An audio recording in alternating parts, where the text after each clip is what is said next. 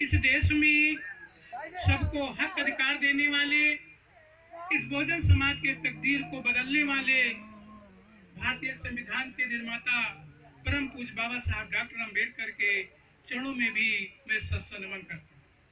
बाबा साहब डॉक्टर अम्बेडकर के न रहने के बाद इस बहुजन समाज के दिशा और दशा को बदलने वाले तथा हमारे इतिहास को फिर से इस देश में लाने वाले, बहुजन समाज के लोगों को फिर से रंग से राजा बनाने वाले वामसेव के संस्थापक मानवर काशीराम साहब को भी मैं सत्संग नमन करता हूँ।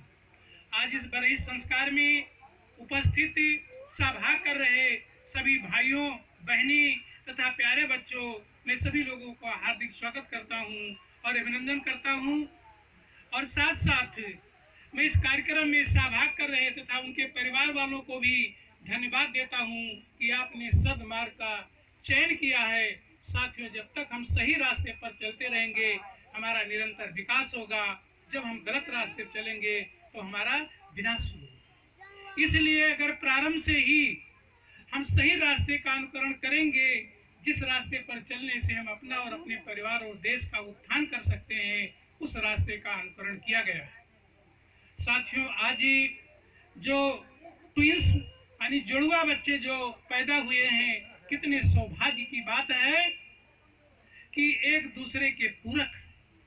लेकिन साथियों, आज अगर आपने बुद्ध के मिशन को कार्य शुरू किया है तो उनके परिवार की ये जिम्मेदारी बनती है कि जो बाबा साहब डॉक्टर अम्बेडकर ने हमें संदेश दिया है कि हमारा उत्थान कैसे हो सकता है। पैदा होना तो स्वाभाविक चीज है, अगर हम बच्चे को उस लायक नहीं बना पाते हैं तो ये गलती मेरी। इसलिए बाबा साहब डॉक्टर अम्बेडकर ने कहा है कि किसी भी बच्चे को अगर आप योग्य बना देते हैं तो ये मान कर चलो कि एक ही बच्चा इस देश और समाज के तकदीर और तस्वीर को बदल सकता। अगर इस देश में बाबा साहब डॉक्टर अम्बेडकर न पैदा हुए होते तो शायद हमें माइक लेकर खड़ा होने का मौका नहीं मिलता। हमारे जो भाई बहन कुर्सियों पर बैठे हैं और अच्छे कपड़े पहने हुए हैं, शायद ये कपड़ा भी हमें नसीब नहीं होता, क्योंकि हमारे पूर्वजों को ऐसा नसीब नहीं था। इसलिए मैं उनके माता पिता से, उनके अन्य परिवार के लोगों से मैं निवेदन करता हूं कि बच्चों के निरंतर विकास के साथ साथ उनके विकास के लिए आप नमक रोटी भी खाकर रहेंगे, लेकिन अपने बच्चों को आगे बढ़ाने का काम करेंगे। यही बच्चा और ये बच्ची बढ़ करके आपके नाम को, आपके परिवार के, आपके खानदान के नाम को दुनिया में रोशन कर सकते हैं, जैसा कि बाबा साहब डॉक्टर अम्बेडकर और तथागत बुद्ध ने पूरे दुनिया में अपना नाम रोशन किया है। और अपने नाम के साथ साथ इस देश का भी नाम रोशन किया है। विश्व में आप कहीं जाते हैं तो बुद्ध का नाम पहले आता है। लोग बुद्ध के नाम से हमारे देश को जानते हैं। इसलिए ये न मानो कौन कब परिवर्तन कर सकता है। मैं अपने तरफ से और अपने पंचशील बौद्ध धर्म प्रचार समिति के तरफ से आशीर्वाद की बात तो है ही, मैं ये कामना करता हूँ और इन बच्चियों और बच्चों के बढ़ने में हम लोगों के किसी भी सहयोग की जरूरत है। हम लोग तन मन धन से समाज के उत्थान के लिए काम करते रहें।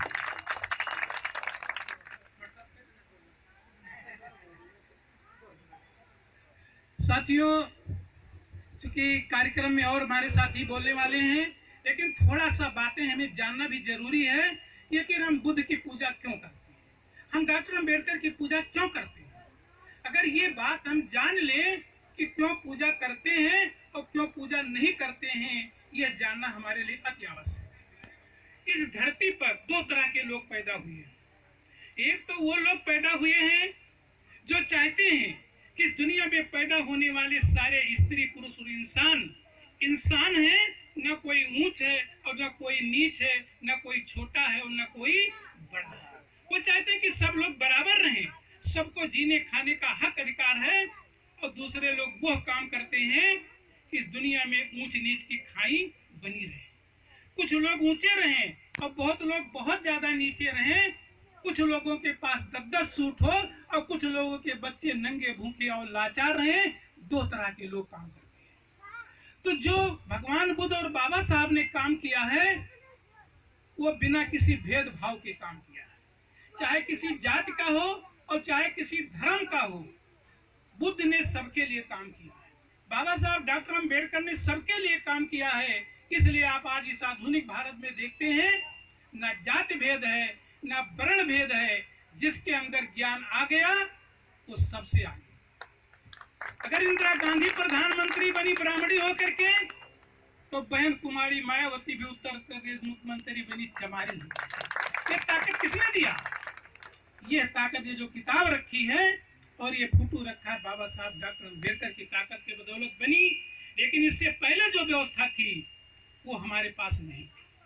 वो वर्ण व्यवस्था पर आधारित थी कि वर्ण व्यवस्था के आधार पर जो इस समाज के लोग यहाँ बैठे हैं, इनको जानवर जैसे अधिकार थे। जब तथागत बुद्ध का जन्म नहीं हुआ था, तो बुद्ध के जन्म से पहले इस देश में वर्ण व्यवस्था थी।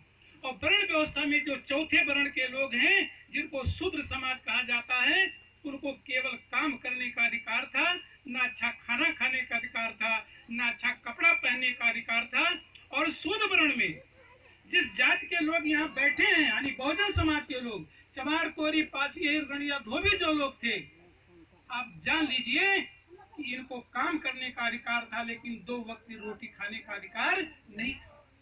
यही नहीं, हमारे पूर्वजों को कौन काम दे दिया गया? जब तक गाय जिंदा है तब तक ऊपर के 3 वर्णों की है, और जिस दिन गाय मर गई वो चमार भाई की है, सुअर पासी भाई की हो गई। ऐसी व्यवस्था दी गई। और इसके बाद ये भी व्यवस्था दिया गया कि तीनों लोग अगर खुश होकर के जो मजदूरी मेहनत दे दें, उसी में शूद्र गुजारा करें। उनके बच्चों को लिखने पढ़ने, अच्छा खाने का सारा अधिकार खत्म कर दिया गया। और उनको सम्मानजनक कपड़ा पहनने का भी, अच्छा मकान रखने का अधिकार खत्म कर दिया गया। इसलिए खत्म कर दिया कि ये शूद्र वर्ण के हैं और शूद्रों को अच्छा खाना नहीं खाना चाहिए, अच्छे कपड़े नहीं पहनना चाहिए। जब भगवान बुद्ध को इस देश में इनका जन्म हुआ, तो 528 ईसा पूर्व में जब गया में इनको ज्ञान प्राप्त हुआ, और ज्ञान प्राप्त होने के बाद ये लोगों के बीच में आए, जैसे आज हम लोग आपसे बातचीत कर रहे हैं, ऐसे जब भगवान बुद्ध लोगों के बीच में गए, तो एक सुनीत भंगी था। तो भगवान बुद्ध का कारवां चल रहा था, तो सुनीत डरकर मारे छिप गया। तो भगवान बुद्ध ने पूछा, भाई तुम क्यों छुप गए हो? तो उसने कहा कि हम सफाई वाले हैं, हम गंदगी साफ कर रहे, इसलिए हम नीच हैं, इसलिए हम छुप गए कि कहीं आप देख लें तो आप भी न नीच हो जाएं। तो बुद्ध ने कहा, भाई वाह जब बात है, जो गंदगी करे वो ऊंचा है, और जो गंदगी साफ करे वो नीचा है। यह व्यवस्था सर्वथा गलत है। सबसे पहले बुद्ध ने इस बात को कहा। और इसके बाद बुद्ध ने सुनीत से कहा, तुम नीच नहीं हो, हम भी इंसान हैं और तुम भी इंसान हो, आओ मेरे साथ मिलकर काम करो। इसके बाद भगवान बुद्ध ने लोगों के बीच में कहा कि इस दुनिया में कोई भी ऐसा इंसान नहीं है, वो चाहे किसी भी जाति धर्म का हो, किसी भी देश का, चाहे वो इंग्लैंड का हो, चाहे भारत का हो, चाहे नेपाल का हो, चाहे जापान का हो, इस धरती पर जितने लोग पैदा हुए हैं, उनको कौन पैदा करता है? उनको पैदा करने वाली स्त्री है। तो फिर स्त्री कैसे नीच हो गई और पुरुष कैसे ऊंच हो गया? भगवान बुद्ध ने इस ऊंच नीच का खंडन किया। और भगवान बुद्ध ने कहा कि जन्म से न तो कोई ऊंचा है और न कोई नीचा है, बाकी सभी लोग एक ही क्रियाकलाप से पैदा होते हैं, इसलिए सारे लोग बराबर हैं। तो हमारे पूर्वजों को भी सम्मानजनक जिंदगी जीने का काम तथागत बुद्ध ने दिया। तथागत बुद्ध ने जाति व्यवस्था खत्म करके, उन्होंने ऊंच नीच, जाति और वर्ण भेद को खत्म करके सारे लोगों को इंसान बना दिया। तो भगवान बुद्ध के जमाना में एक नारा लगा कि बुद्ध धर्म की क्या पहचान, मानो मानो एक समान, चमार, कोरी, पासी, ब्राह्मण, ठाकुर, भंगी, नट एक ही साथ बैठकर खाएं। जो जितना योग होगा वो उतना आगे बढ़ जाएगा। हमारे पूर्वजों को दुख दूर करने वाले कौन थे? हमारे पूर्वजों का दुख दूर करने वाले तथागत बुद्ध थे। हम इसलिए बुद्ध की पूजा करते हैं क्योंकि उन्होंने हमारे पूर्वजों का साथ दिया, सबको इंसान बनाया। लेकिन साथियों, बड़े दुर्भाग्य की बात है, आज कार्यक्रम है, कुछ लोग सुनना चाहते हैं और कुछ लोग जानना नहीं चाहते हैं। समय बीतता गया, जब लोगों को सुख सुविधा मिल गया, गाड़ी हो गया, बंगला हो गया, मकान हो गया, तो भगवान बुद्ध की बात को भूल गए। जब भगवान बात की भूल गए तो 184 ईसा पूर्व में इस देश में एक किताब लिखी गई, जिस किताब का नाम है मनुस्मृति। उस मनुस्मृति में व्यवस्था फिर से लागू कर दी गई, जो 2600-2700 साल पहले की व्यवस्था थी 4000 से, कि शूद्रों को शिक्षा नहीं ग्रहण करना चाहिए, स्त्री नीच होती है। और फिर जाति वर्ण लागू हो गया और जाति वर्ण के आधार पर लोगों का कार्य भी बांट दिया गया। क्या कार्य बांट दिया गया आप जानते हैं? ये भी हमने कहा है कि चमार बिरादरी के लोगों के लिए जानवर चीरना, मरे जानवर को उठाना, पासी को सूअर चराना, अहिर को गाय लगाना, धोबी को कपड़ा धुलना, बढ़ई को जुआ बनाना, ये सब काम दिया गया। लोहार को पीटने वाला काम दिया गया। लेकिन ये कहा गया कि भाई मजदूरी नहीं मांगोगे। आप जानते हैं कि इससे पहले लोहार, धोबी, बढ़ई, इन लोगों को बिस्वा भराया जाता था कि एक बिस्वा खेत तुम काट लो। तो जब ये फिर लागू कर दिया गया तो देखते देखते जो कभी अमीर हो गए थे, हम देखते देखते गरीब हो गए। यही गरीबी नहीं लागू हुई, ये मानकर चलो जो हमारी बहन बेटियां आज अच्छा कपड़ा पहने बैठी हैं, उनको ये धोती कपड़ा हटना बंद हो गया। और हम फिर क्या हो गए? हम फिर चमार, कोरी, पासी, अहिर, गरडिया, धोबी हो गए। न तो समाज में हमारी कोई इज्जत रह गई, न हमें पढ़ने का अधिकार मिला, न हमें अच्छा खाना खाने का अधिकार मिला। जो बुजुर्ग लोग हैं, आप अपने माता पिता के जमाने में देखिए कि कभी कभी 2 वक्त का खाना घर में नहीं होता। और खाना के साथ साथ आज तो हमारी बहन बेटियों के पास अच्छे कपड़े हैं, लेकिन हमारे दादी वादी के जमाने में, माता वाता के जमाने में डेढ़हारी धोती पहनी जाती थी। जब धोती फट जाती थी तो दूरों किनारा जोर कर ये तुम्हारी दुर्दशा हो गई और तुम राजा से रंक हो गए और हमने स्वतः मान लिया कि हम नीच। इस नीचताई को किसने दूर किया? आज अच्छा खाना कपड़ा इसी तुमसे मिला, क्या ऊपर से गिर गया है? ये ऊपर से नहीं गिर गया है, इसको देने वाला तुम्हारा दूसरा भगवान ये बैठा है, जिसको तुम देखते नहीं हो, न जानते हो, न पूजा करना चाहते हो, तो फिर तुम्हारा दुख कैसे दूर होगा? एक बार भूले तो ये दुर्दशा हुई कि हम रसातल में पहुंच गए। दोबारा भूल जाओगे तो हमारे बच्चे कहाँ चले जाएंगे? इसलिए आपको बुद्ध और बाबा साहब डॉक्टर अम्बेडकर की बात को याद करना पड़ेगा। और बाबा साहब डॉक्टर अम्बेडकर ने घोर गरीबी झेलते हुए, तमाम परेशानियों को उठाते हुए, दुनिया का सबसे बड़ा विद्वान होते हुए भी बाबा साहब डॉक्टर अम्बेडकर चाहते तो जज बन जाते। डीएमएस में तो उनके लिए कोई मायने नहीं रखता था, वो सुप्रीम कोर्ट के जज बन सकते थे। लेकिन बाबा साहब डॉक्टर अम्बेडकर ने अपने समाज के दुख को देखा कि हमारे समाज के लोगों के बच्चों को खाना नहीं मिल रहा है, नंगे घूम रहे हैं, लाचार घूम रहे हैं। अगर मैं नौकरी कर लिया तो फिर हम अपने बच्चों को, अपने समाज के लोगों को सुख सुविधा कैसे दे पाएंगे? डॉक्टर अम्बेडकर ने अपनी नौकरी छोड़ दिया। किसके लिए छोड़ दिया? आज जो हम बैठे हैं, माइक लेकर बैठ रहे हैं, काम कर रहे हैं, तो डॉक्टर अम्बेडकर ने अपनी नौकरी छोड़ दिया कि हमारे समाज के लोगों को 2 वक्त का खाना मिले, इसलिए उन्होंने नौकरी छोड़ दिया।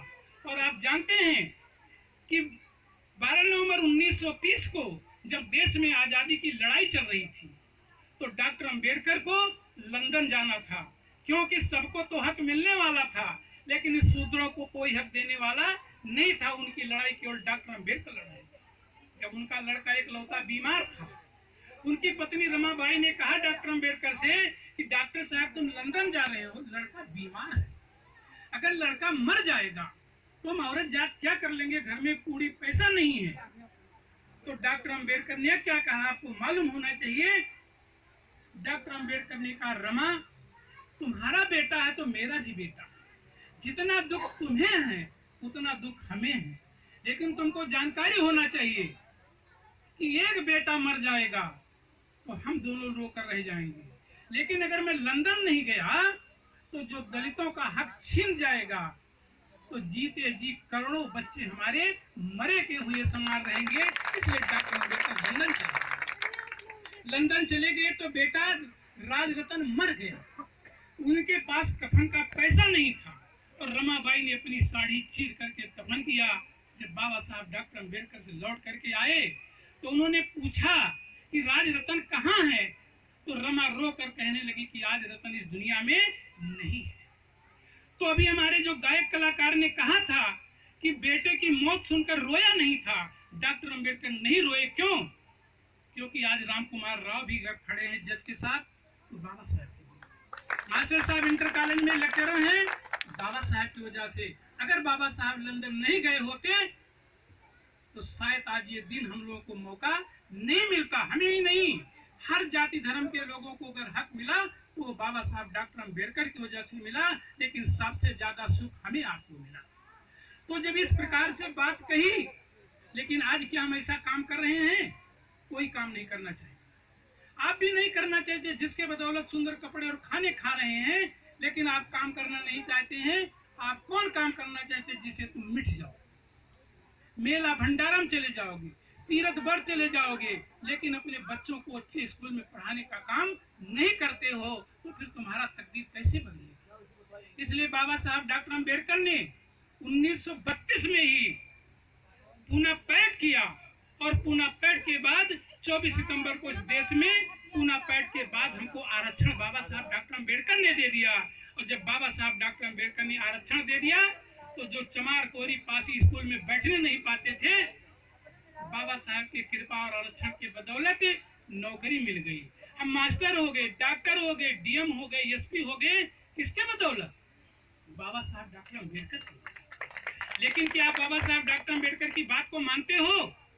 बिल्कुल नहीं मानते, न जानना चाहते हो, और न जानते हो तो फिर हमारे समाज का कल्याण कैसे होगा? इसलिए मेरा निवेदन है कि आप बाबा साहब डॉक्टर अंबेडकर तथागत बुद्ध अपने महापुरुषों का फोटो अपने घर में रखो, सोकर उठो तो उनके सामने पूजा करो और उनका आराधना करो, क्योंकि इस देश में जो कुछ हम लोगों के पास है वो सिर्फ बाबा साहब डॉक्टर अंबेडकर की देन है। दुनिया की कोई ताकत हमें दे नहीं सकती। इसलिए बाबा साहब डॉक्टर अंबेडकर ने हमें वो सारी ताकत दी है। इसलिए हमें बाबा साहब डॉक्टर अंबेडकर के प्रति श्रद्धा से, ईमानदारी से हमें उनके नतमस्तक होना चाहिए। एक बात तय करके मैं अपनी बात समाप्त करना चाहता हूँ, क्योंकि बाबा साहब डॉक्टर अंबेडकर ने यही नहीं, आपको बहुत सारे अधिकार दिया। आपको इतना ज्यादा बाबा साहब डॉक्टर अंबेडकर ने अधिकार दे दिया कि हम उस बात को भूल गए। बाबा साहब डॉक्टर अंबेडकर ने एक परिया जांच होती है, जैसे हमारे इधर जो ये खटिक और चमार बिरादरी के लोग होते हैं, ऐसे दक्षिण भारत में जो है परिया जात के लोग होते थे। तो परिया जात के लोगों को उस वहां पर कोई अधिकार नहीं था।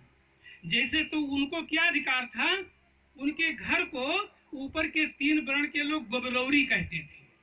जो ये पक्का मकान देख रहे हो, ये पक्का मकान वैसे नहीं बना है, तो उनके घर को गोबरौरी इसलिए कहते थे कि उनके घर जैसे गोबर का छोत लगा दो, ऐसे छोटे छोटे मकान बनाए जाते थे। वो बढ़िया मकान नहीं बना सकते थे कि वो निहुर करके उसमें घर में घुसर करके जाएं। तो जब वहां गोबरौरी की बात उन्होंने सुना और वहां के लोगों को मारा पीटा गया, तो डॉक्टर अंबेडकर ने वहां का दौरा किया। गए डॉक्टर अंबेडकर जब वहां गए, तो वहां जाने के बाद क्या देखते हैं कि हर लोगों के घर के सामने मांस का टुकड़ा टंगा हुआ है। मांस का टुकड़ा टंगा हुआ है। तो डॉक्टर अंबेडकर ने कहा ये क्या है? तो उन्होंने कहा हम खेती कर नहीं सकते हैं, मजदूर हमें कोई रखता नहीं है, जमीन हमारे पास है नहीं, तो हम मरे हुए जानवरों का मांस खा करके ही जिंदा रहते हैं। हमारे बच्चे भी वैसे जिंदा रहते हैं। और वो आधे शरीर से नंगा स्त्री पुरुष से सब घूम रहे थे। तो डॉक्टर अंबेडकर ने कहा तुम मरे जानवरों का मांस खाना क्यों नहीं छोड़ देते हो? तो लोगों ने डॉक्टर अंबेडकर से उल्टा सवाल किया, क्या तुम हमारे लिए खाना लाए हो? तो डॉक्टर अंबेडकर ने कहा जब तुम मरे जानवरों का मांस खाते हो तो तुम्हारी बुद्धि भ्रष्ट हो जाती है। मेहनत करो, जानवर की तरह अगर जीना है तो पैदा होते क्यों नहीं मर गए थे? तुम जन्नत की जिंदगी छोड़ करके इंसानियत की जिंदगी जियो और मेहनत करो और काम करो, और मैं हक दिलवाने का काम मैं आपको करूंगा। ये काम डॉक्टर अंबेडकर ने किया। उसके बाद जब रात में औरतें मिलने आई, तो उन औरतों को आपको मालूम होना चाहिए कि उनके शरीर पर कितने कपड़े थे।